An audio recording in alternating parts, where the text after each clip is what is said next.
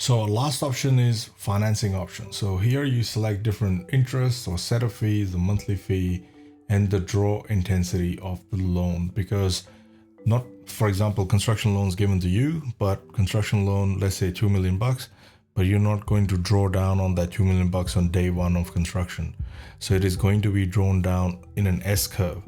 And because this is smart feasibility calculator and we don't have cash flows, you can select the intensity of how that loan is drawn down. And usually I keep it at 60% or 55%. Sometimes if the loan is going to be drawn down a lot more aggressively, I'll go to 70% and so on. So that to calculate the interest based on that aggressiveness of the drawdown speed, so to speak. So in here, you've got construction loan, which is going to be your senior debt. So we had land finance, so which we considered when we bought the property and we held it for 12 months. But over here, we are talking about construction loan. And when construction loans kicking in, it is going to stop using it is going to pay out the land finance portion of it.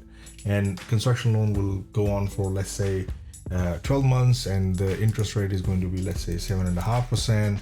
The setup fee is going to be 1%. There's will be monthly fee of $50 or something like that. And the drawdown intensity is 60%. Now, if there is a mezzanine debt, that means some of that portion is getting funded by the debt. So you would put a percentage here. Let's say 20% is going to be a mezzanine loan out of that. And there will be another 12 months. And the interest rate is for this is going to be, let's say, 10.5%. Setup fee is 1.5%. This is going to be $100. And the drawdown intensity is going to be 60 again. So I can change that.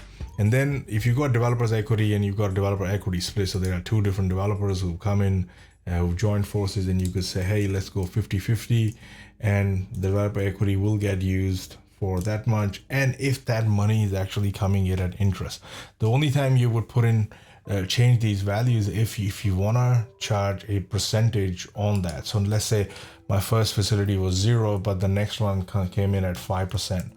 And there was no setup fee or no monthly fee, but the drawdown intensity is still 60% in here. And now GST facility, that means you need about 922 of GST input credits. That means you are paying those as part of the cost, but then you are claiming that back in the next cycle. If GST is not applicable to you, then you don't have to understand what it does.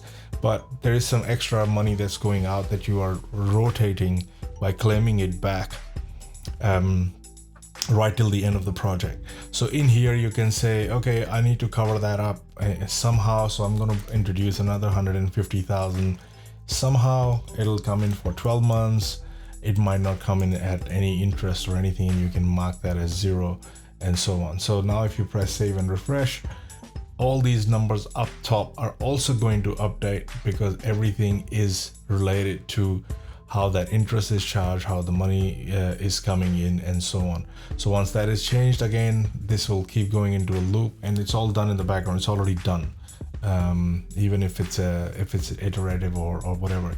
So this whole thing keeps changing based on the options that we keep selecting.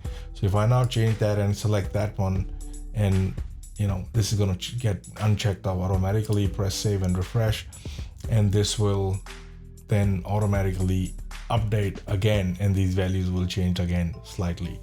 And that's pretty much it. You are done with inputting all the data that you need to do a feasibility.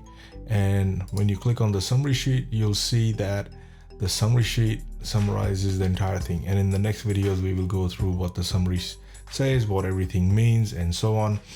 And all you have to do is always look at this green dot. And this green dot, that means everything is okay. What it actually means, we'll discuss in the next video.